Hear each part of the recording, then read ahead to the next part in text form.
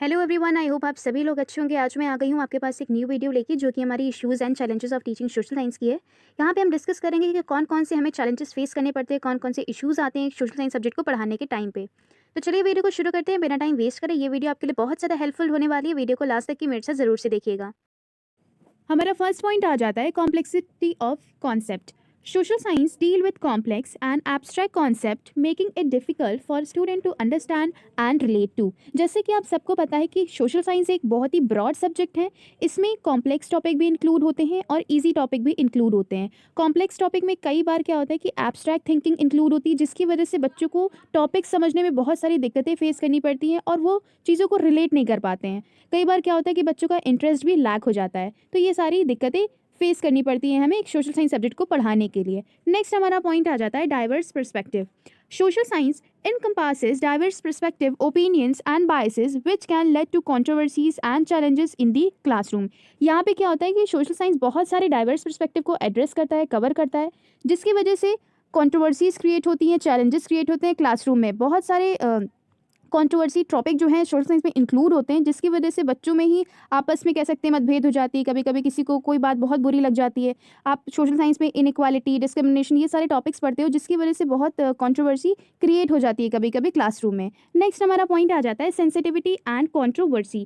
Social science topics can be sensitive and controversial, requiring teacher to navigate these issues with care and tact. जैसे कि मैंने अभी आपको बताया कि सोशल साइंस जो है वो कंट्रोवर्सी और सेंसिटिव टॉपिक से डील करता है, इन सारे टॉपिक्स को एड्रेस करता है, जिसकी वजह से बहुत सारे चैलेंजेस क्लासरूम में फेस करने पड़ते हैं, एक टीचर को, एक स्टूडेंट्स को भी। तो कई बार क्या होता है कि कंट्रोवर्सी भी क्रिएट हो जाती है, बच्चों में लड़ाई झगड़े हो जाते हैं। तो हमें इसमें क्या नीड है कि एक बहुत ही समझदार टीचर की रिक्वायरमेंट है, जो कि बहुत ही सेंसिटिव टॉपिक को एक अच्छे तरीके से बच्चों के सामने डिलीवर कर सके, केयर के साथ में। उनको पता हो किस तरीके से इन सारे टॉपिक्स को हम डील कर सकते हैं, कैसे क्या इन सेंसिटिव टॉपिक को हम टैकल कर सकते हैं, जिसकी वजह से कोई भी चैलेंजेस या कोई भी कंट्रोवर्सी क्रिएट ना हो क्लासरूम में। नेक्स्ट हमारा पॉइंट आ जाता है interdisciplinary approaches. Social science draws from multiple disciplines making it challenging for teacher to integrate and connect different concept and ideas. जैसा कि आप सबको पता है कि हमारा सोशल साइंस क्या है, इंटरडिसिप्लिनरी सब्जेक्ट है, जिसमें सारे सब्जेक्ट इंक्लूड होते हैं। सिविक्स भी इंक्लूड होता है, हिस्ट्री भी आती है इसी के अंदर, ज्योग्राफी भी आती है, इकोनॉमिक्स भी आती है। तो कई बार क्या होता है टीचर को दिक्कत फेस करनी पड़ जाती है, क्योंकि हर एक सब्जेक्ट अपने में एक कह सकते हैं कि हैवी है। तो कई बार क्या होता है कि बच्चों को समझाने में वो असफल रह जाते हैं या टाइम से सिलेबस को नहीं कंप्लीट करवा पाते हैं। तो कई सारी उनको दिक्कतें फेस करनी पड़ती है कि किस तरीके से हम हर एक टॉपिक को बच्चों को अच्छे से समझा सकें। तो इस चीज़ में उनको दिक्कत फेस करनी पड़ती है। नेक्स्ट हमारा पॉइंट आ जाता है critical thinking and analysis. Social science require critical thinking and analysis which can be difficult for some students to develop and apply. Social science में क्या होता है कि क्रिटिकल थिंकिंग की ज़रूरत होती है, एनालिसिस की ज़रूरत होती है, जिसकी वजह से बच्चे कई बार इस चीज़ को डेवलप नहीं कर पाते हैं। तो वो टॉपिक को अच्छे से समझ नहीं पाते हैं, वो लैक कर जाते हैं अपना इंटरेस्ट। तो ये हमें इशू फेस करना पड़ता है। नेक्स्ट हमारा पॉइंट आ जाता है keeping up with current events. Social science is closely tied to current events, require teachers to stay up to date and incorporate relevant example and case studies।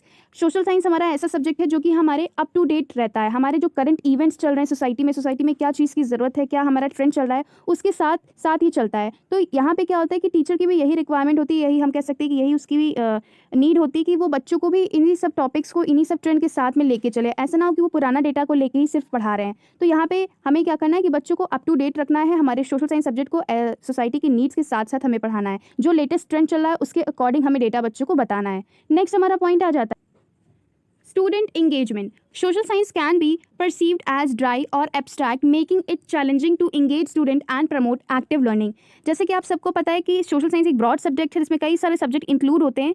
तो इसकी वजह से क्या होता है, बच्चा अपना इंटरेस्ट कभी कभी खो देता है, उसको नींद आने लगती है। जैसे कि आप लोगों ने भी फेस किया, मैंने भी ये फेस किया था। जब मैम हिस्ट्री वगैरह पढ़ाती थी तो मुझे समझ ही नहीं आता था, मुझे नींद आने लगती थी क्लास में। तो ये सारी दिक्कतें फेस करनी पड़ती हैं। तो हमें एज अ टीचर हमें बहुत ही इफेक्टिव टीचिंग डिलीवर करनी चाहिए विद TLM के साथ में, जिससे कि बच्चा जो है एक्टिव रोल प्ले करे।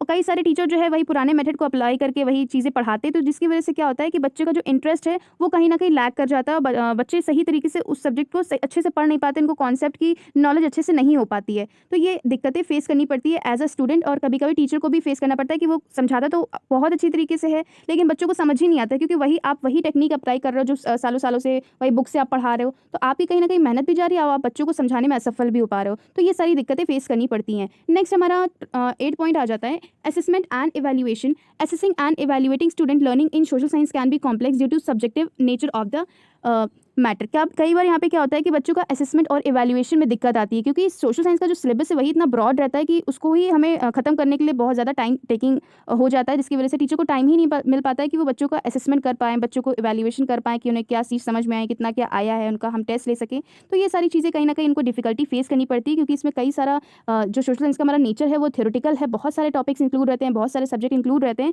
जिसकी वजह से उनका जो टाइम है वो इसी सब में चला जाता है, तो बच्चों का असेसमेंट नहीं हो पाता है। नेक्स्ट हमारा पॉइंट है resources and materials. Access to relevant and diverse resources and materials can be a challenge, particular in under-resourced school और area। सोशल साइंस को पढ़ाने के लिए हमें रिसोर्सेज की रिक्वायरमेंट होती है, मटेरियल्स की रिक्वायरमेंट होती है। तो कई बार क्या होता है, जो बहुत सारे स्कूल्स हैं जो रिसोर्सेज और मटेरियल जो है वो टीचर्स को नहीं प्रोवाइड करवा पाते हैं, जिसकी वजह से बच्चों को उस पर्टिकुलर सब्जेक्ट की या पर्टिकुलर टॉपिक की हम अच्छे से उन्हें नहीं समझा पाते हैं। वो कहीं ना कहीं कह सकते हैं कि अभी आपको मैंने फर्स्ट पॉइंट में बताया था कि एब्स्ट्रैक्ट थिंकिंग भी इसमें इंक्लूड होती है। तो अगर हम बच्चे को एज अ आईसीटी या मटेरियल के थ्रू समझाएंगे तो अच्छी तरीके से समझ में आ जाएगा। लेकिन अगर वही हम बुकिश लैंग्वेज के थ्रू चैप्टर को रीड करके समझाएंगे तो कहीं ना कहीं बच्चों का इंटरेस्ट जो है वो डेवलप नहीं हो पाएगा और बच्चों को उस तरीके से डीप नॉलेज हम नहीं प्रोवाइड कर सकते हैं। तो कहीं ना कहीं रिसोर्सेज और मटेरियल में हमें दिक्कत फेस करनी पड़ती है। नेक्स्ट हमारा पॉइंट आ जाता है टीचर ट्रेनिंग एंड सपोर्ट। यहाँ पे क्या होता है कि टीचर को भी एक एडिशनल ट्रेनिंग की भी रिक्वायरमेंट होती है, इनको सपोर्टिव इन्वायरमेंट की रिक्वायरमेंट होती है, क्योंकि सोशल साइंस में बहुत सारे टॉपिक्स ऐसे होते हैं जिनमें आपको एक स्पेशल टीचिंग मेथड्स के साथ में आप बच्चों को पढ़ाना